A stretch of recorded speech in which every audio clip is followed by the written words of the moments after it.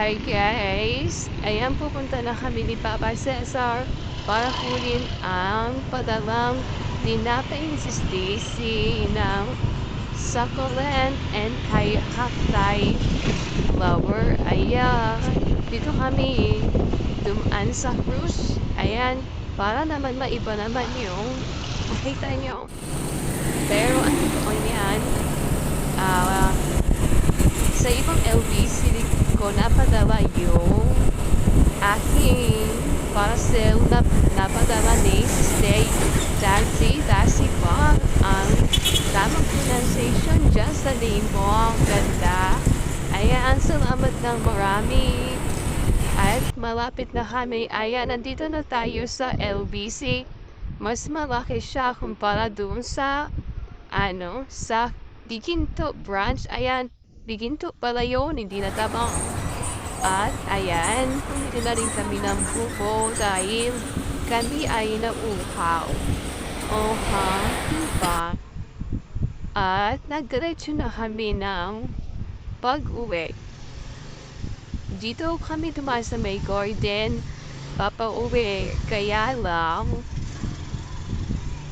ay biglang ayan, tanong-tanong lang kayo sa aming dinadaanan. Ayan yung bagong ospital sa akin. Ayan. Ang haba. Ang haba ng Olivan Luzon Medical. Sanang wala lang dyan. Diba? Ang dami ng ospital. Pero mahirap magpa-ospital at mahirap magkasakit. Kagaya ko, kudadaling ko lang sa sakit, ay nako, talagang kahit sipon pa o anong mahirap talaga mayon. Ibang klase ang mga sakit ngayon. Feeling ko ay hindi maganda. Kaya ngayon lang din ako nakapa-edit ng ng mga premiere. Kaya ngayon, dadagdagan na natin ang pag-i-edit hanggang wala tayong masamang nararamdaman. Diba? O yan ang ganda ng langgam. Yan ang simbolo ng giginto langgam. Yan ang ina ni Mayor Boy Cruz. Hindi din tulad ang mga gigintay nito ay parang langgam kasi masisipag. O, ang ganda ng mga green na daw. Ang dami ang aglaw. Kaya namin pagkamahal magtinda din. Kaya hindi ako nabili ro. Ayan, pero naisip ni Papa Cesar na bumalik kasi daw ay may bibiling siyang pintura. Kaya naman kami ay bumalik pa. Kaya na ano na naman nahinto na naman ang aking tanda sa tinapay ni si Stacy. Kaya naman ayan, bumalik pa kami at may binili siyang Hi guys! Dumating na ang aking pinakaantay. Bread inside, do not delay. Ayan, nakalagay. Sino ang nagpadala? Ang nagpadala nito ay si Daisy ng Succulent and Cacti. Ayan. And may boses-boses na tayo.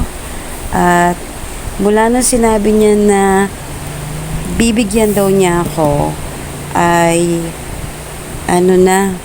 yung tiyan ko hindi na malaman kung ano yung gustong kainin kasi parang nananakam na siya agad nung sabihin pa lang na bibigyan niya ako. At nakita ko yung kay Bunso at kay Miss Everything. Ayan.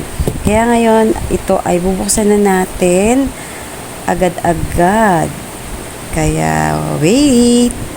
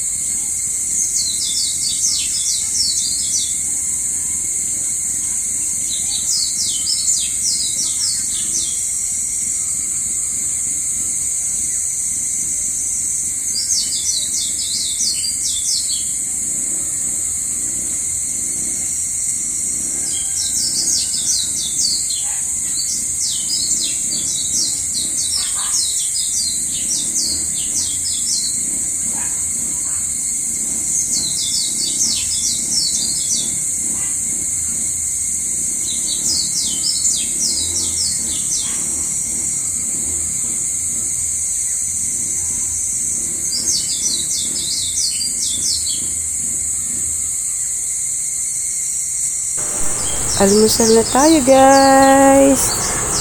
Umagang kay ganda. Samahan niyo akong kainin ang masarap na tinapay ni Sis Daisy. Tara na, tara let's. At kasama kong kumain si Sis Jeneline G. Alejo. Pinanonood ko ang kanyang premiere nung gabi kasi inantok agad ang inyong Mama Donna. Ayan.